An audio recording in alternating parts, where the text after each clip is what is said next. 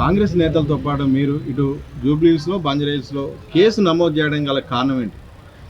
ఈరోజు విజయసాయి రెడ్డి అంటే నిన్న కాదు మొన్న జరిగినటువంటి రాజ్యసభ పార్లమెంట్ రాజ్యసభలో ఎంపీ అయినటువంటి ఒక ఉన్నతమైన స్థానంలో కూర్చొని ప్రజాప్రతినిధిగా కూర్చున్నటువంటి వ్యక్తి మరి ఒక పార్లమెంట్లో ఒక చట్టసభలో కూర్చొని ఇలాంటి మాటలు అంటే ఏ విధంగా తెలంగాణ ప్రభుత్వాన్ని కూల్చేస్తాము కూలిపోతుంది అనే మాట మాట్లాడాడు అంటే నీకు సంబంధం లేనటువంటి రాష్ట్రంలో అసలు తెలంగాణలో కాంగ్రెస్ ప్రభుత్వం ఉన్నది, తెలంగాణలో బీఆర్ఎస్ పార్టీ ప్రతిపక్షంలో ఉంది.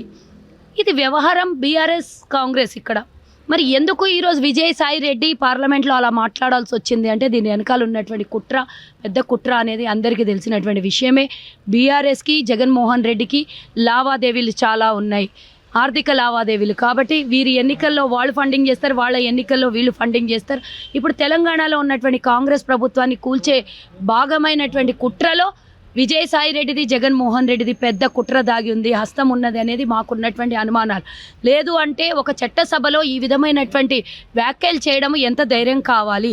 అసలు తెలంగాణ ప్రజలు ఇచ్చినటువంటి ఆశీర్వాదంతో కాంగ్రెస్ ప్రభుత్వం ఏర్పడింది. ఇది 2 నెలలు కూడా కాకముందే మేము రోజు ఉదయం లేచినప్పటి నుంచి రాత్రి వరకు ఇక్కడ బీఆర్ఎస్ పార్టీ రోజు కాంగ్రెస్ ప్రభుత్వం కూలిపోతుంది త్వరలో అని చాలా అవివేకమైనటువంటి మాటలు మాట్లాడుతూ ఉంటే మేము ఆల్రెడీ గతంలో నెల క్రితమే మేము కంప్లైంట్ ఇవ్వడం కూడా జరిగింది. ఇకపోతే ఇక పూర్తిగా కేంద్రమైనటువంటి ఢిల్లీ సభలో కూర్చొని విజయసాయి రెడ్డి మాట్లాడినటువంటి మాటలకు తెలంగాణ సెంటిమెంట్ని ఈ విధంగా పార్లమెంట్లో తాకట్టు పెట్టినట్టే కనిపిస్తుంది తప్పించి తెలంగాణ ప్రజలు ఇచ్చినటువంటి ఆశీర్వాదాన్ని గౌరవించినట్టు కనబడట్లేదు. మీరు ఏ విధంగా ఈ మాటలు మాట్లాడతారు? ఈ క్రిమినల్ మాటల్ని మాట్లాడడం తెలంగాణ ప్రజలే కాదు, కాంగ్రెస్ ప్రభుత్వమే కాదు, కాంగ్రెస్ క్యాడర్ కూడా యాక్సెప్ట్ చెయ్యది అనేది ఈరోజు విజయసాయి రెడ్డికి గుర్తు చేయదలుచుకున్నాను నేను. అదే విషయంలో ఈరోజు జూబ్లీహిల్స్ పిఎస్లో సిఐ గారికి కూడా కంప్లైంట్ చేయడం జరిగింది. అలాగే ఇక్కడ బంజారాహిల్స్ పిఎస్లో కూడా కంప్లైంట్ చేయడం జరిగింది. కాబట్టి దీని మీద పోలీస్ వారికి విన్నవించుకుంటున్నాను నేను.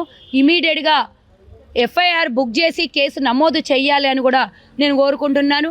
దీని మీద చట్టసభలో ఈ విధంగా మాట్లాడడము తప్పుగా భావించి చట్టానికి విరుద్ధంగా మాట్లాడినటువంటి మాటలు తప్పుగా అందరికీ తెలిసినటువంటిది. కాన్స్టిట్యూషన్కి వ్యతిరేకంగా మాట్లాడొద్దు అనేది ఆయనకు తెలియకపోయినా చట్టానికి తెలుసు. కాబట్టి చట్టం ఇమీడియట్గా పార్లమెంటు చట్టం ఇమీడియట్గా ఈయన మీద యాక్షన్ తీసుకోవాలి.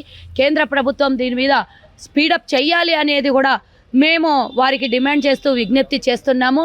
ఎఫ్ఐఆర్ బుక్ చేసిన వెంటనే దీని మీద ఎన్ని లక్షల కోట్ల వ్యవహారం దాగిందో మేము కూడా ఈడీకి కానీ సిబిఐకి ఇద్దరికి కూడా మేము దీని మీద కంప్లైంట్ ఇవ్వబోతున్నాం అతి త్వరలో అని మేము తెలియజేస్తున్నాం. ఇలాంటి కుట్రలు ఎవరు చేసినా యాక్సెప్ట్ చేయము. తెలంగాణ ప్రజలు ఇచ్చిన మ్యాండేట్ మీద ప్రభుత్వం ఏర్పడింది, దాన్ని కూల్చే ప్రయత్నం ఎవరు కూడా చేయడానికి దాన్ని ముట్టుకుంటే అగ్గే అవుతుంది అని ఈరోజు వివిధ ప్రతిపక్ష నాయకులకే కానీ కేంద్రంలో ఉన్న వాళ్ళకి కానీ అందరికీ నేను హెచ్చరిస్తూ విజ్ఞప్తి కూడా చేస్తున్నా. ఇలాంటి అనుచిత వ్యాఖ్యలు చెయ్యొద్దు, చేస్తే ప్రజలే మీకు గుణపాఠం నేర్పిస్తారని మాత్రం క్లియర్ కట్గా చెప్తున్నా.